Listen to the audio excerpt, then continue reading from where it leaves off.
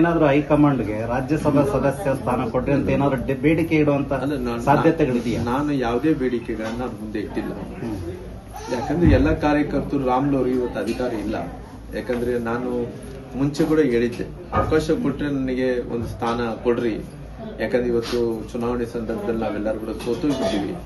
ಇವತ್ತು ಅಧ್ಯಕ್ಷರು ಸ್ಥಾನ ಬಂದಂತ ಟೈಮಲ್ಲಿ ಎಲ್ಲರೂ ಕೂಡ ಇವತ್ತು ಡಿಬೇಟ್ ಆಗ್ತಾ ಇದೆ, ಯಾರು ಶಕ್ತಿವಂತರು ಅನ್ನೋಂಥದ್ದು ಡಿಬೇಟ್ ಆಗ್ತಾ ಇದೆ.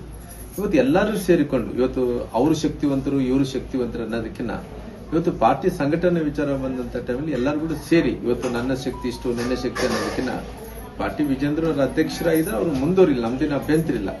ಆಕಸ್ಮಿಕವಾಗಿ ಏನಾರ ಅವಕಾಶಗಳಿದ್ರೆ ನಮಗೆ ಕೂಡ ಅವಕಾಶ ಮಾಡಿಕೊಡ್ರಿ ಅನ್ನಂತ ಮಾತನ್ನು ಹೇಳಿದ್ವಿ. ಅಂದ್ರೆ ರಾಜ್ಯಾಧ್ಯಕ್ಷರ ಆಕಾಂಕ್ಷೆ ಕೂಡ ಆಗಿದೆ.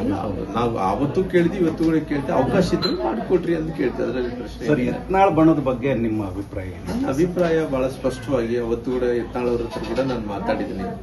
ಪಾರ್ಟಿ ವಿಚಾರ ಬಂದಂತ ಟೈಮಲ್ಲಿ ಎಲ್ಲರೂ ಕೂಡ ಒಗ್ಗಟ್ಟಿಂದ ಕೆಲಸ ಮಾಡ್ಬೇಕನ್ನಂತ ವಿಚಾರ ಕೂಡ ನಾವು ಹೇಳಿದ್ವಿ.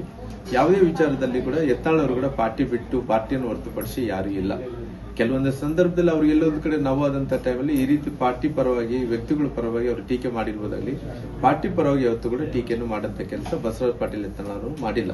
ಪಾರ್ಟಿ ಅಂದ ತಕ್ಷಣ ನಾವೆಲ್ಲರೂ ಕೂಡ ಸೇರಿ ಮತ್ತೆ ಪುನಃ ಅಧಿಕಾರಕ್ಕೆ ತರಬೇಕು ಅನ್ನೋ ರೀತಿಯಲ್ಲಿ ಕೆಲಸ ಮಾಡಂತ ವ್ಯಕ್ತಿಗಳೇ ಆಗ್ಲಿ, ಪಾರ್ಟಿಯನ್ನು ಹೊರತುಪಡಿಸಿ ನಾವು ಕೆಲಸ ಮಾಡ್ತೀವಿ ಅನ್ನೋಂಥ ವ್ಯಕ್ತಿಗಳು ಯಾರಲ್ಲ.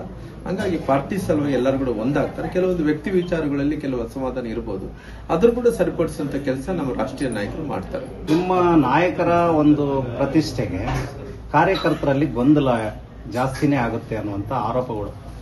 ಈಗ ನಾಯಕರು ನಿಮ್ದೊಂದು ಬಣ ಅವ್ರದೊಂದು ಬಣ, ಈಗ ಈ ತರ ಆಗೋದ್ರಿಂದ ಕಾರ್ಯಕರ್ತರಲ್ಲಿ ಗೊಂದಲ ಆಗುತ್ತೆ, ಪಕ್ಷದ ಮೇಲೆ ಪರಿಣಾಮ ಬೀರುತ್ತೆ ಅನ್ನುವಂತ ಒಂದು. ನಾವು ಯಾವತ್ತಿದ್ರು ಕೂಡ ಪಾರ್ಟಿ ಜೊತೆಲಿ ಕೆಲಸ ಮಾಡಿದಂತವ್ರು, ಪಾರ್ಟಿ ಶ್ರೇಷ್ಠನ್ನು ಬಯಸಿದಂತವ್ರು, ಪಾರ್ಟಿ ವಿಚಾರ ಬಂದಂತ ಟೈಮಲ್ಲಿ ಇಡೀ ರಾಜ್ಯದಲ್ಲಿ 224 ಕ್ಷೇತ್ರದಲ್ಲಿ ಕೂಡ ನಾವು ಅಡ್ಡಾಡಿದಂತ ವ್ಯಕ್ತಿಗಳು. ಕೆಲವೊಂದು ಸಂದರ್ಭದಲ್ಲಿ ಪಾರ್ಟಿ ಇವತ್ತನ ಅಧಿಕಾರಕ್ಕೆ ಬರುವಂತ ವಿಚಾರದಲ್ಲಿ ನಾವು ಅಳಿಲು ಸೇವೆಯನ್ನು ಕೂಡ ಮಾಡ್ಕೊಂತ ಬಂದಿದ್ವಿ. ಯಾವತ್ತು ಕೂಡ ಪಾರ್ಟಿ ಅನ್ನಂತ ಬಂದಂತ ಟೈಮಲ್ಲಿ ಬಸವರಾಜ ಪಾಟೀಲ್ ಯತ್ನಾಳ್ ಅವರಾಗಿರ್ಬೋದು, ನಂತರ ವಿಜೇಂದ್ರ ಅವರಾಗಿರ್ಬೋದು, ಯಡಿಯೂರಪ್ಪ ಅವರ ಮಾರ್ಗದರ್ಶನದಲ್ಲಿ ಕೂಡ ಎಲ್ಲ ನಡ್ಕೊತಾ ಬಂದಿದ್ವಿ. ಕೆಲವೊಂದು ಅಸಮಾಧಾನಗಳು ಇರೋ ಕಾರಣ, ಅದು ಕಮ್ಯುನಿಕೇಶನ್ ಗ್ಯಾಪ್ ಆಗಿರೋ ಕಾರಣ, ಆ ಕಮ್ಯುನಿಕೇಶನ್ ಮುಂದಿನ ದಿನಗಳಲ್ಲಿ ರಾಷ್ಟ್ರೀಯ ನಾಯಕರೆಲ್ಲರೂ ಕೂಡ ಮಾಡುವಂತ ಕೆಲಸ ಮಾಡ್ತಾರೆ.